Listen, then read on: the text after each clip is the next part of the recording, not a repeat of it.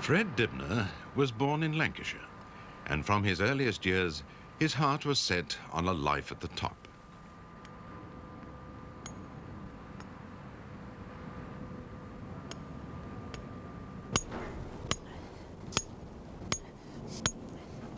When I was a very small boy and I used to go to school on the tram, you see these little fellas with flat caps on way up in the sky on top of factory chimneys, you know, and that fascinated me as to how they got all the little platforms up round the top.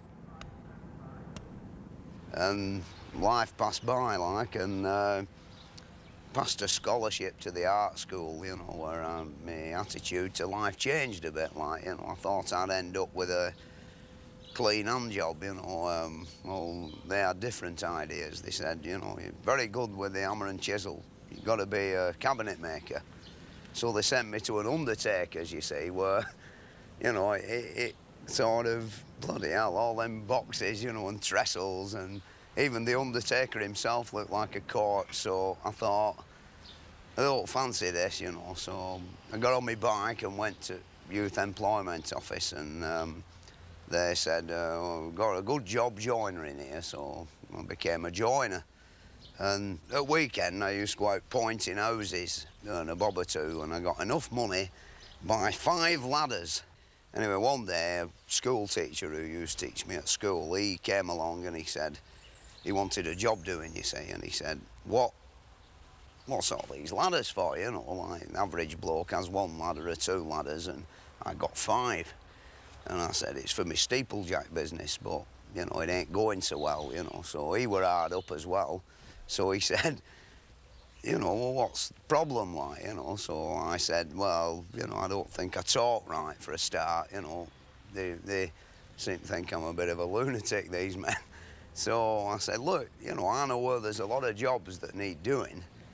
For every job you get me, I'll give you £10. Well, you see, he talked posh and he had a Jaguar motor car. So I sent him off to these factories and workses where these chimneys were, and for every, you know, he was trying his best, you see. And before long, we had a few jobs to do, you see, which we did, and made a few £100, which enabled me to buy some more ladders. And then one day, lo and behold, the Vicar of Bolton, Canon Norburn, rung up. Will you come and have a look at my church tower, which was like the biggest thing in town. And so all the other vicars, you see, around the town, I could waltz in and see them. Knowing that I've been allowed to have a go at that, like, I could have a do at their, like, lesser churches. And then after that, you know, I've never been out of work since, like, it made me day, you know, as you might say.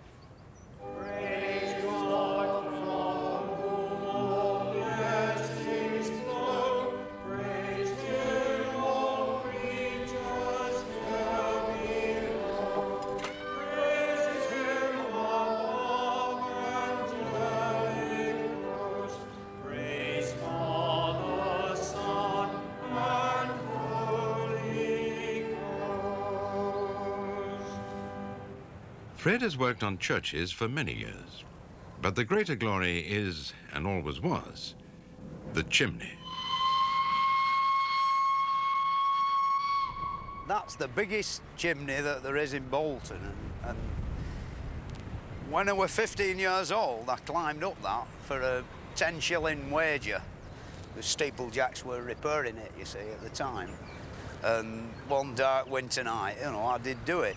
I never got the 10 bob, you know, but I got the 2 Union Jacks tied round the lightning conductors, you know, at the top. And they blamed it on the Manchester University students, you see. Well, it weren't them, it were really me. Fred's next move in the factory chimney business was to clap a little one on top of his mother's home, which, ever since, he has had to sweep because nobody else will. Ah, how do you do? You all right? Where have you been? Oh, well, we've, you know, not so well. Doing our best. It'll all be done very smartly and speedily as possible. How long has it been smoking? Oh, a month or 2. A month or 2? Oh, why didn't you tell me? You normally do, don't you? You normally cause a lot of bother and tell me. Not time to do anything for me. Oh, I know that. Well, Right, stick it up, Donald. Right. I've got it a bit...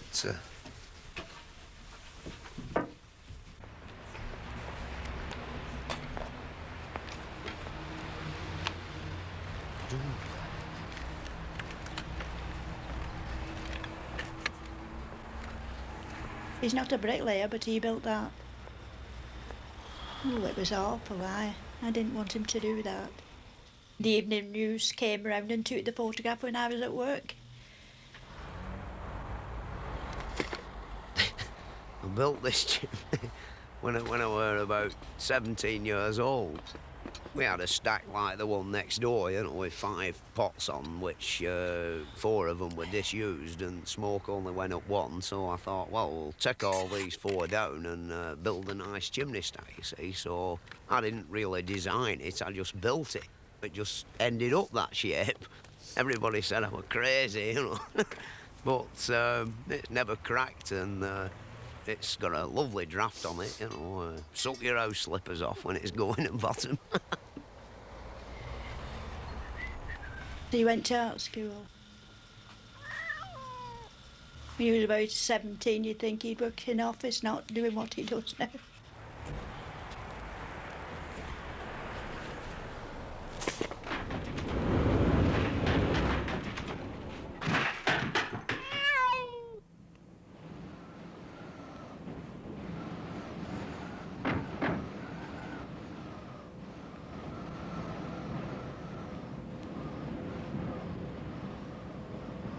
It's not so pleasant on a Monday morning, and it's cold and wind's blowing, and you look up, like, you know, and you think, oh, good God, you know. So this year it's been windy nearly every day. I don't think we've had above a month when the weather's been really decent. It's either been blowing a force 9 or raining or, you know, snowing or freezing cold. So you suffer.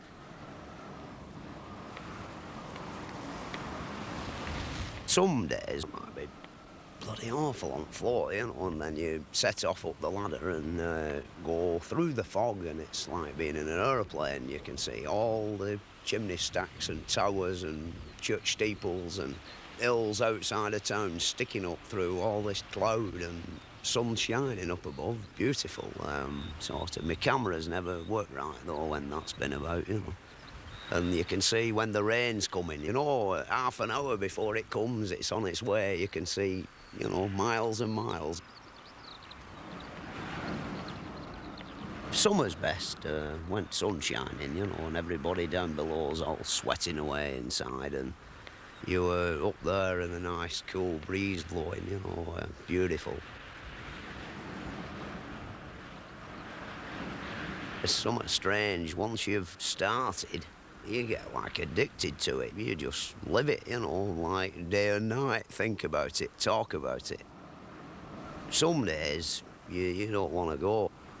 You know, how the hell did I start this job, you know? But once you've got cracking like it, well, I always feel that, you know, when I'm really putting big pile of stagings up round top of a chimney, you know, like when I've got it all up, you know, it's a work of art, you know, a masterpiece.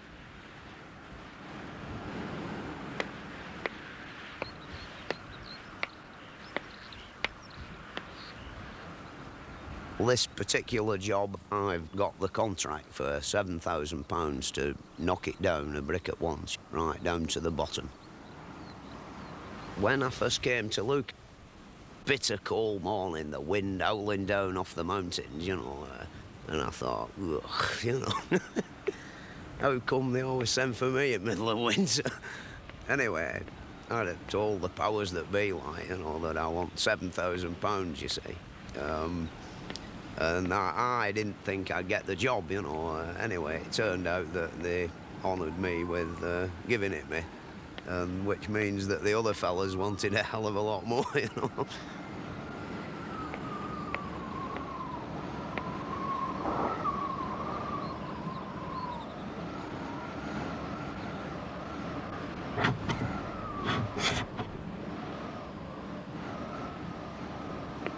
The reason for the price were I didn't really want the job. Like, if it had have been a repair job, which, you know, on average takes, what, a month, 5 weeks, it's not so bad, but when it comes into months and months, you see, it's a bit different. Furthermore, when there's only like one of you, and such a gigantic pile of bricks, you know, you've got to have a stout heart to take it on your own.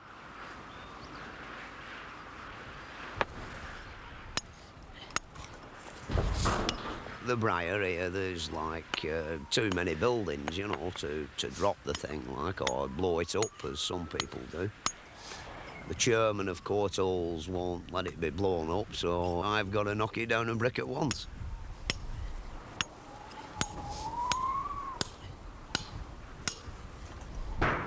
It don't do to think about how long it's going to take you, you know, you've just got to keep bashing some off. Oh, I've been here too long already, you know, about 3 months and done now, which in my eyes I'm quite disgusted, but the weather's been outrageous, you know, and now we're in with a chance to get something done. Like, we've got everything working according to how it should do, like the chute at the bottom is working well, which you can have a lot of trouble with them if you don't get the plates quite right. They keep getting bunged up and you're forevermore waiting for the bloke at the bottom to clear out the bricks, and you've got to make sure he's out the way, because if you drop one down and it comes shooting out and hits him up back at neck, he's dead. On the top, like on your own, you get a bit lonely, like, you know, nobody, only the birds about, and occasionally I have a friend who comes round to see me, like, you know, and he has a shin up and we have a bit of a chat, like. I must do something, you know. Well, I feel better when I'm doing it, you know. I can come home at tea time and demolish a great lump of steak and a big plate of chips, and sort of, if you're mucking about pointing round somebody's window frames, things like that, bloody fed up, you know. I'm like, no exciting going on, you know, nothing to battle with.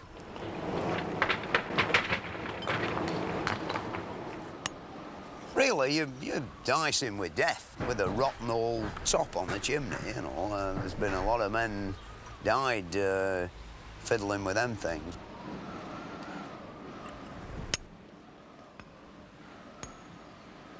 I've never fell off a big chimney, you know. You only fall off one of them once, like. One day, I fell off a pair of steps in a little girl's bedroom and landed on a drilling machine and knocked myself unconscious, and I don't remember much about it, but morning after, I couldn't get out of bed and I had to stay there for 3 weeks, all through falling off a pair of steps.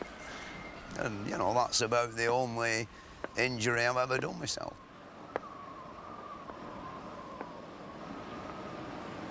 Donald, my labourer down there, he's like a very important man, you see. You've got to have a man who has got a reasonable amount in grey matter. Like here, this noise of these fans going, it's impossible to shout 200 feet. Like, there's no way you can converse with each other. It more or less runs by more or less habit. The thing is that, you know, he's got a good brain, which is really what you need, you see. You get some young lad, like, his heart can be in right place, but if he sees a girl in the office, he wanders away, and sort of when you need him, you know, you look down and he's gone. In the past, like, I've had lots of labourers, you know, some drank rather a lot, sort of led me astray in a way, you know. Donald, he's a staunch teetotaler, so in lots of ways he's a good ambassador for me, you see. He keeps me out of the pub.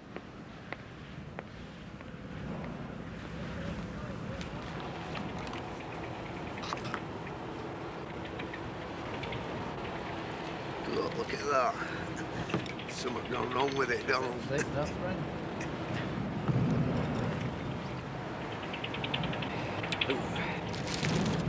Oh, bricks are coming out at all right, aren't they?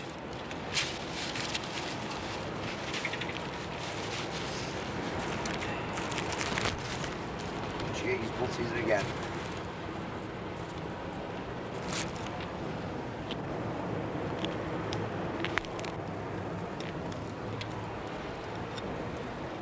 Don't think we'll get a yard a day off. No. Just about down for June holidays. No, we'll be lucky enough. Get fed up and keep looking up there, you know.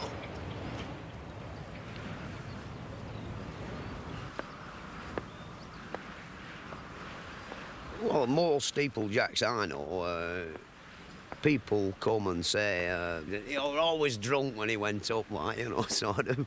I wouldn't say that I've ever done it drunk, but if you were banging away with a big hammer all day, a few pints, you know, don't do you any harm, you know, it sort of kills the pain. There's no doubt about that, you know. Sort of, I've had characters work for me who, in the morning at 9 o'clock, like, they got the shakes and sort of hell of a job getting up, but after they'd had about 5 pints at dinner time, they were, you know, they were quite full of beans.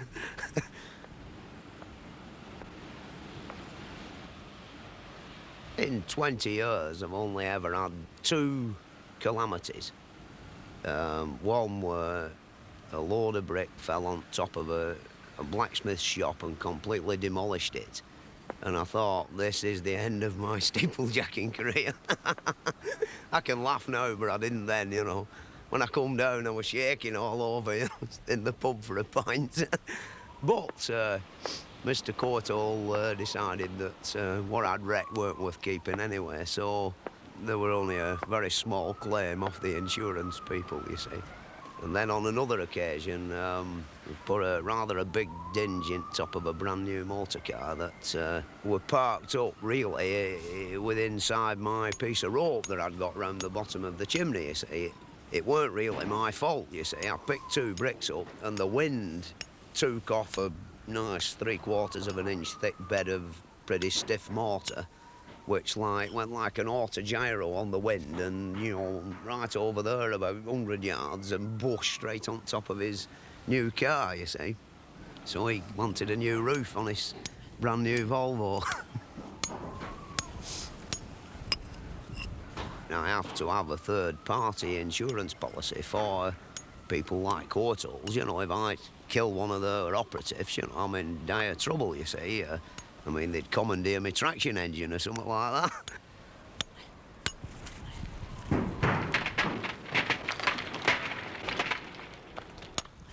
Insurance men and me don't mix, you know. I mean, the thing is that I don't intend dying, you know. It's a bit like being a motor car racer or this fella who jumps over cliffs on his motorbike.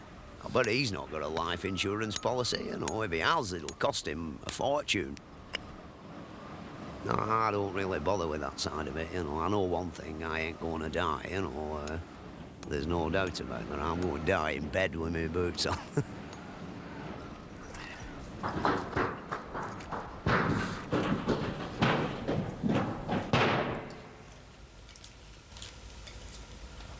Anybody rung up today?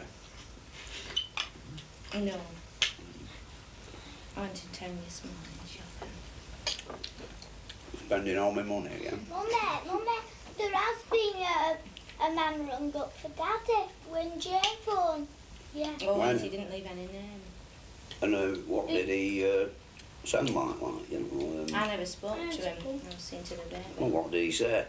He said, it's Fred Davis at the house. No, he goes, I go, do you want to speak to me, Mum? And he says, no, and put the phone down. Well, you should always ask him who they are. And then we know, you see. Well, if he really wants us, he'll ring up again, won't he?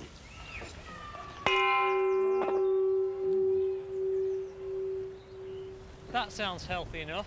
I think if we put a bit of grease on this wire and on the spindle that goes through the hammer shaft, you know, it'll be okay. That will cure it, will it? Oh, I'd run for another 10 years then. Good.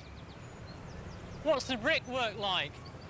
It's pretty good, you know. There's no new cracks appeared anywhere and nothing, you know. How long is it since you put that bell up there, Fred? You know then. I'll have to have a look in my picture book. Yeah? I've forgotten it. Must be 12 years. Easily, I should think. Yeah. I've got all pictures at home of it. Yeah. Yeah, I'll show them you sometime.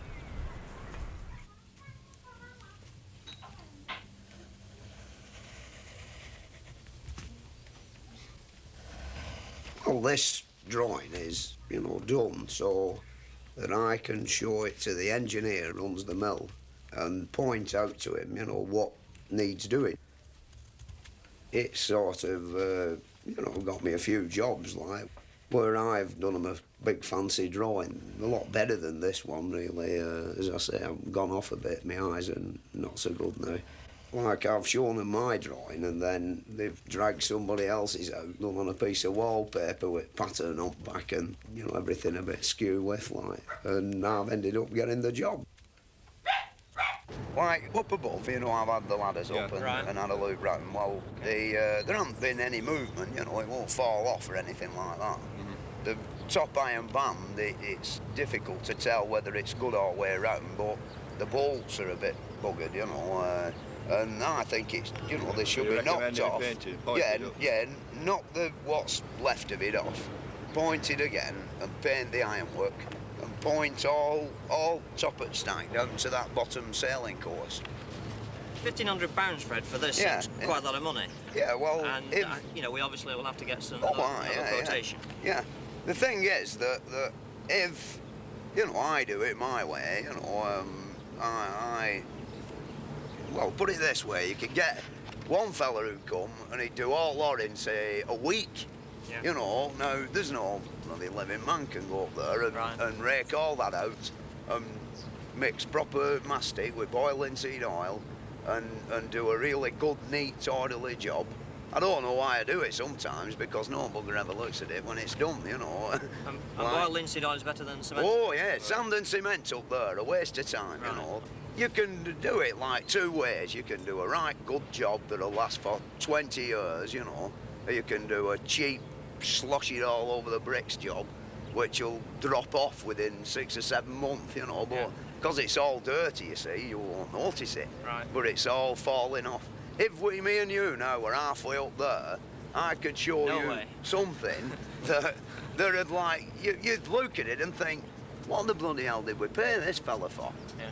Nobody will ever see it, but, I do. When I'm lying in bed at home, like, I'm thinking, bloody hell, has any of my pointing dropped out of that chimney yet, sort of thing.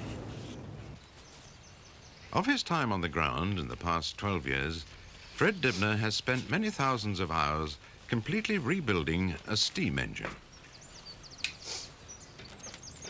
This thing and me, it's a death do us part job, because it's nearly caused divorce and much upset in the household and no holidays and, all that sort of thing, like, you love your bloody steamroller more than you love me and all that, which I think a lot of men who have these things will have gone through, especially the one-man banders who have one engine and one wife and one shed.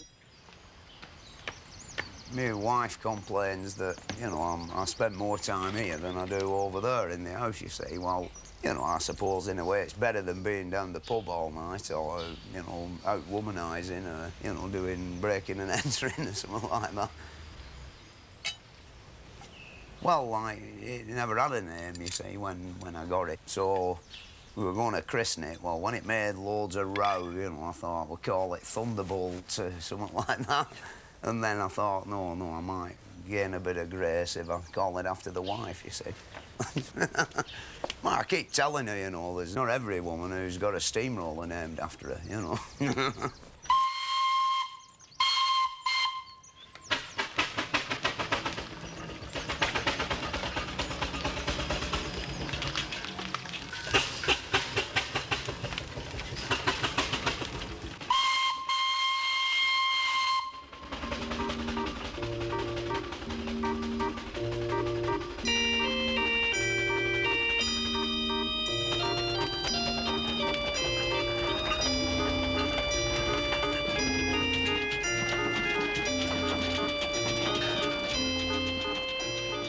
Like, steeplejacking's a bit of a spasmodic job, so you can play with your steam engine instead, it's a bit like being very rich.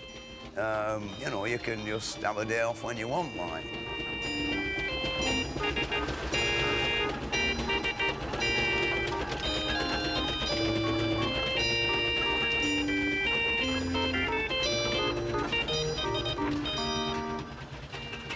What lots of people who I've come to know over the years with the chimneys say you spend too much time playing with your steam engine, you see, and you should come and get our job done, which in some ways is very true.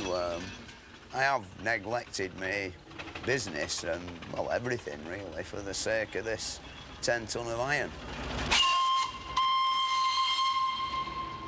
Well, Freddie, the job is getting more urgent now, and of course you've about 30 or 40 feet to point, and there's one or two of the bands want replacing, so really we've got to get you on the job. We can't wait much longer. I'm doing my best. Don't worry, Mr. Shelmerdine. But I am a little bit worried because we want to get this job put right, because we've got the mill in good order and we want the chimney in good order. Well, nothing will fall off, you know, I can guarantee you that. Good. And sort of, I'll be here soon as the last few bricks at the Lilac have gone, I'll be here. Yes, you know, and you'll have me then till your job's finished. I won't be going nowhere else, you know. Good. And I'll... Well, that's what we want. We've got to get you on this job to get it completed. All right. Morning, Mr. Shepherd. All right.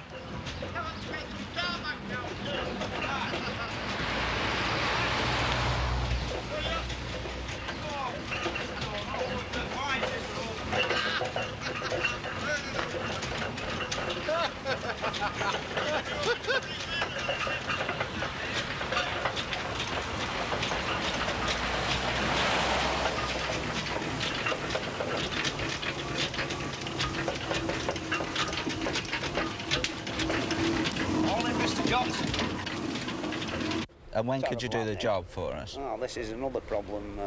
It'll be getting on towards next winter, you know. Here again, if summer's nice and healthy, you know, we might end up here pretty quick, you know. You could complete it by the end of October, could you, Fred? Possible, yeah.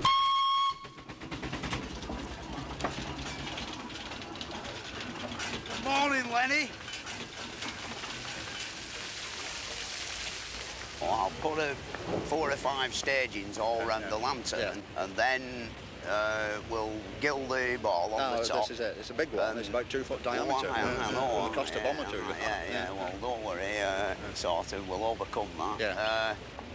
Them pillars, we'll replace them. Then we've had a look at. Can you turn them yourself? Oh, I've got a machine. Have you? I've invented a machine that'll do it. You see. Concocted that lot up with a washing machine motor. First day, tried it out, you know, and it went round and went ping, ping, ping, and the cutter shattered. But it didn't, it just cut it. Beautiful, like cheese. So, as soon as I'd cut a groove in 1 inch wide and down from square to round, I went down the pub celebrating, you know. Then I drunk too much beer, so I had to lay off that day. And the day after, I made one in an hour and a half, you know, which were the first one. Are you painting it? Is it something you're going to make a lot of money out of? No, I doubt it, you know. Never made any money yet. Well, I think there's some of them on the balustrade at that level too. Yeah. It seems the north and east elevations are catching all the way. Well, we'll have a look at them later on. Later on, yeah. Because we've got to programme it. You know, we can't do it all in one financial year.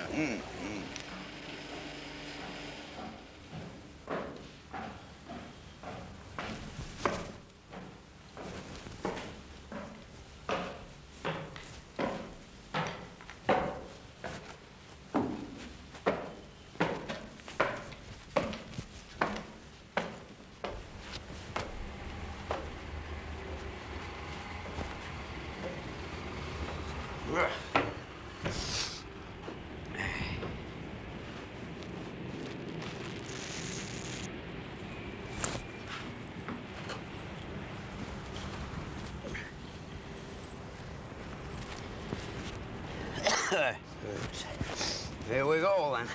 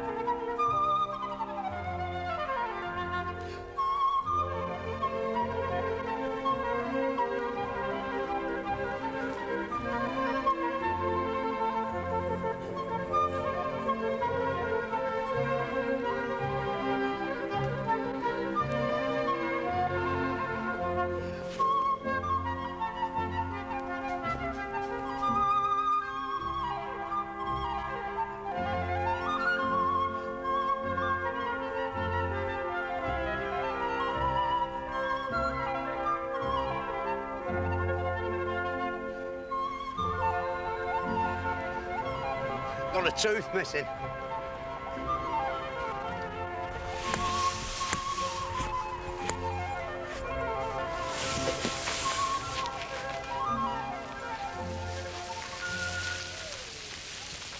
All plant pots and ornaments are all nice and solid. I've had a swing on them all.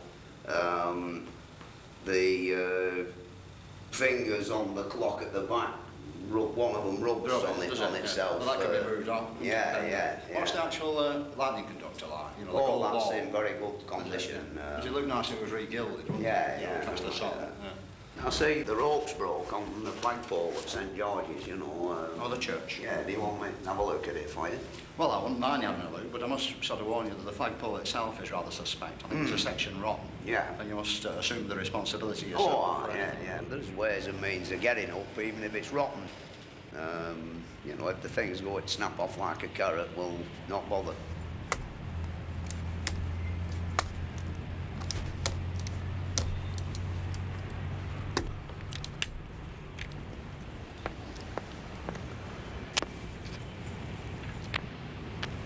Right, Donald! All right. Donald! Right. Send one up.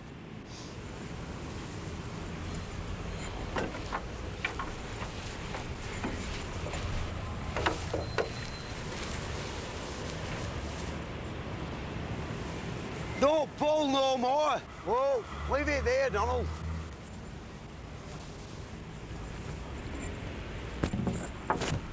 You'll never be a rich man climbing chimneys, you know, there's no doubt about it.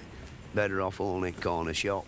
We're never broke. There's always somebody owes us something. It's just that when you get working for, like, big outfits and you're only like a little man, they just forget about you and they think that you've an endless supply of brass, you see, because their computer, it don't pay out so fast. But I have a phone number that when I'm really desperate, I can ring up Courthalls and ask for a certain gentleman who sort of always looks after me, you see. And, you know, I'm about to do that, actually, just at present, you know, see if he'll send me a bit.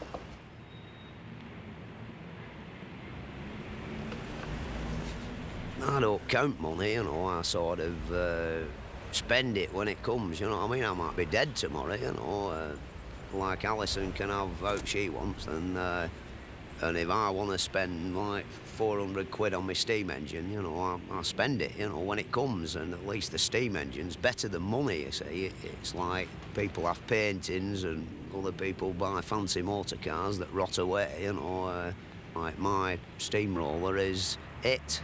Really, it's as good as owning a house.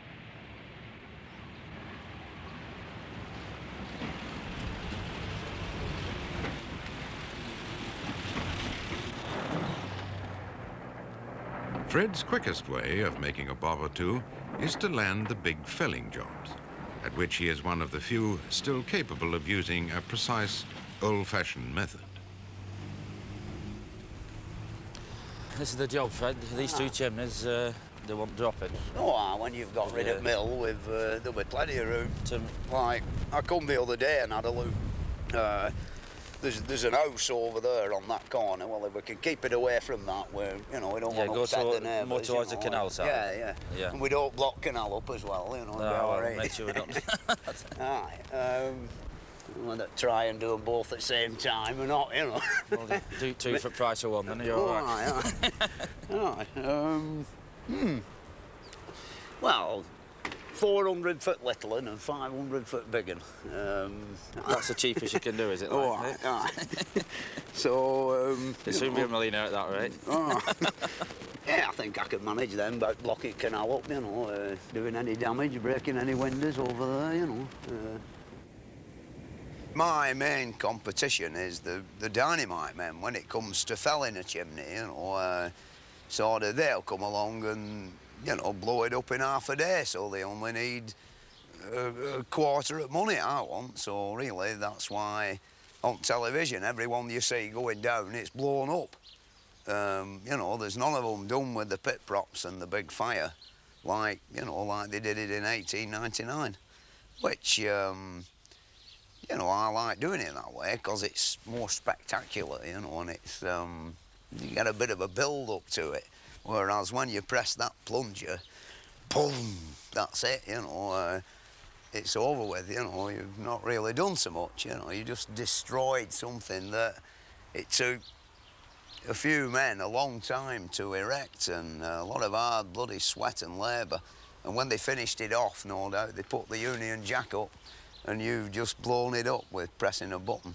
Whereas if you've got to hack your way through 3 foot of brickwork at the bottom with a few 100 tons squeezing on it, you know, it's not died too easy, has it?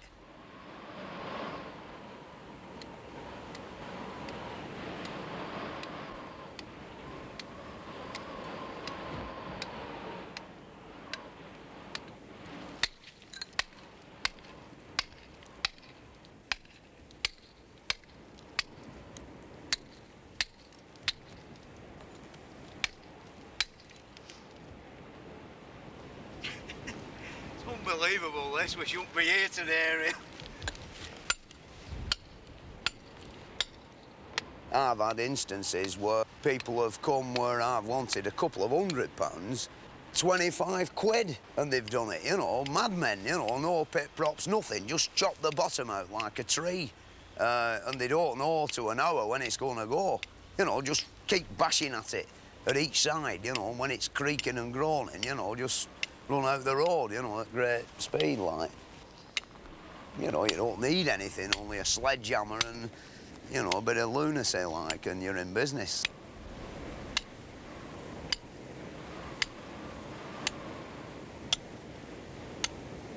And you come on the insurance, man, you know, they'll send some little lad out from their office who's never seen a chimney fall down, and he's got to work it all out, the risks involved, you know. Well, by the time it's gone back to HQ, it could have been Groucho Marx who's knocking the damn thing down, you know, which upsets me a bit, you know, when I think, like, that all the ones I've done that have gone OK, and yet the premiums keep going up and up and up all the time.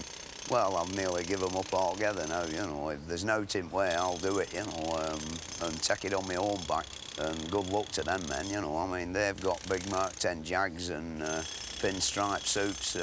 What have I got, you know? Second-hand bloody Army Land Rover, you know, and just about managed to keep that going, like.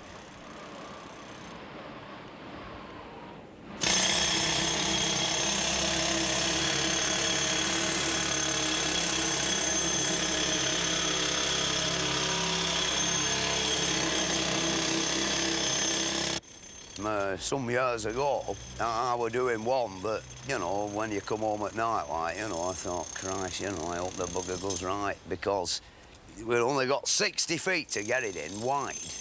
And I came home and having my tea in the kitchen, and it come on the television, here's one that went wrong. I knew it, somehow or other, there was something up somewhere in chimney line, and I was running front room just in time to see this factory chimney straight through the middle of the mill, you know.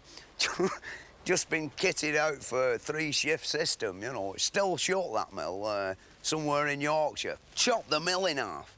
Well, them were the dynamite men, you know, sort of thing. Well, how do you think I should feel after that when I've got to do this one? They've got to get theirs in. I'd got to get it down a 60-foot slot, you know. Well, from that day to the Sunday that we did it, you know, my nervous system weren't too good. It were a bit on edge. There's no brave men, you know. Any man who says he's brave's either a bloody idiot or a liar.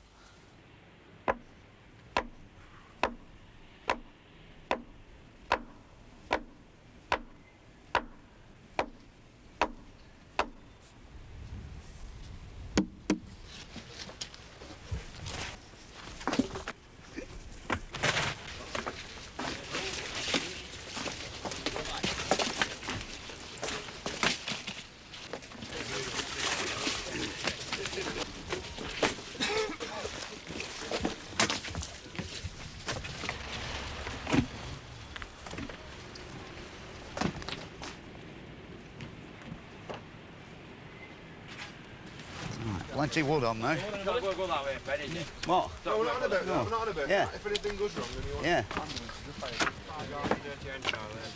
Yeah, well, that'll start like, won't it?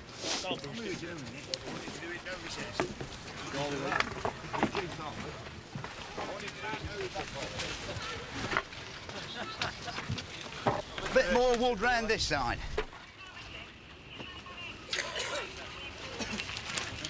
Ollie.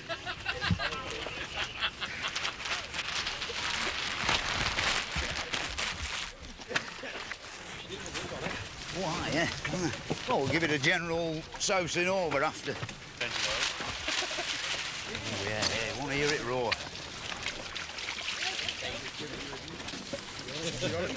Fred, What, love? how are you going on? All right, love. How are you? They'll be safe over there, won't they? I hope so.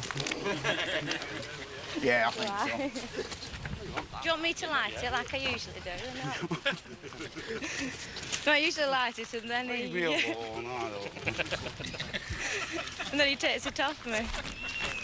Oh, you light the fire, you mean? Yeah, yeah, yeah.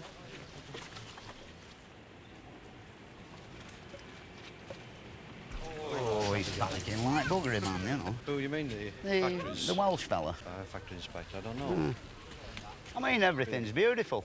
And I'm more of a mind with you. Yeah. I think it's going to go that way, and the wind's blowing that way. The Everything's bloody, in its if favour. it goes backwards, he says, you know, there's not a bloody 3 million to 1 chance. He says to me, what's in that tank? I said, Yeah. I don't know. I thought you'd be able to tell me that. Being Yeah, yeah, yeah. I don't bloody know, he asked me as well.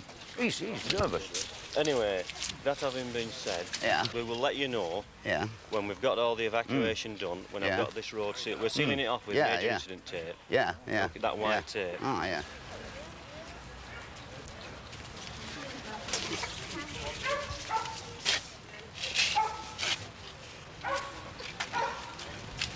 Right, can we have everybody out, please? And beyond the white tape.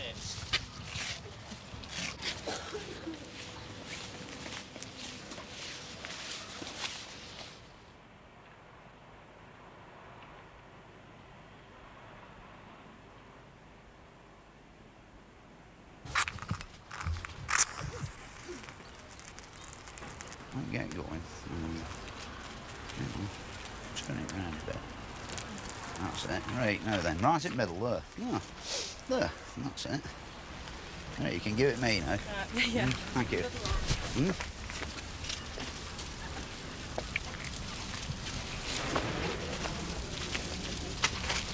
Lovely thing won't burn.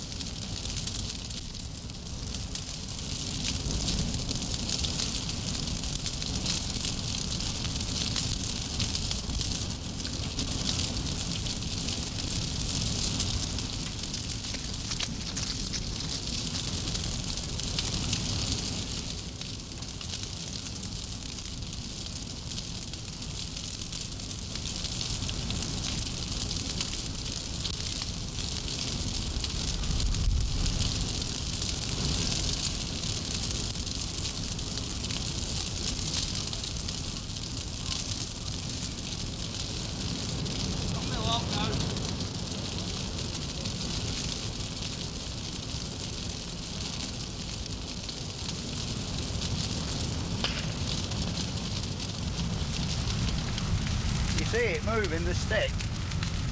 That stick.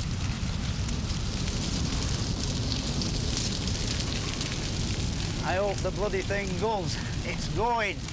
Going.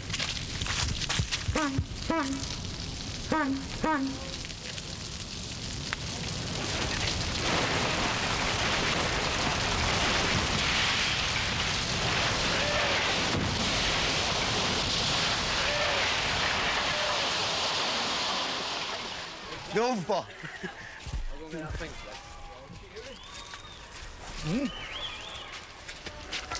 Did you like that?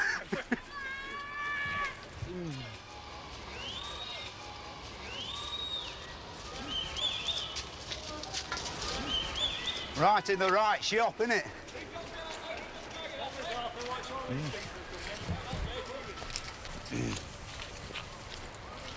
Where's that Welshman? Eh?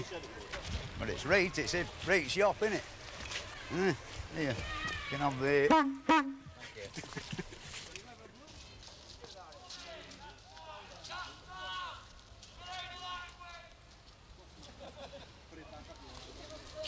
Give us a kiss, love. You all right now? Fanny.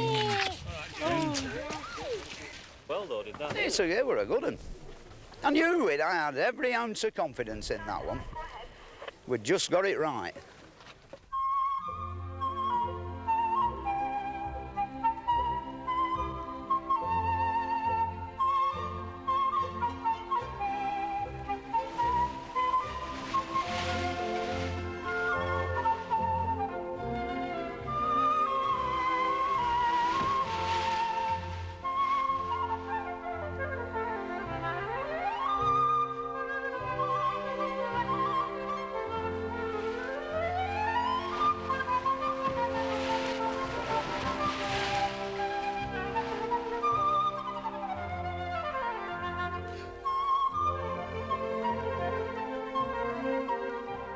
If I don't go now do for a fortnight, I get all grumpy, you know. I get thinking like, I'm bloody dying, nobody wants me no more. Like, gotta go and have a climb up something, you see. If I can carry on till, you know, I'm an old fella, like, you know, I don't know, I suppose slow down a bit before I'm 70, but the ideal way out would be, I think, instead of dying in bed of lung cancer or something horrible like that, just drop off one sunny day when I'm about 75, you know. And that'll be the end.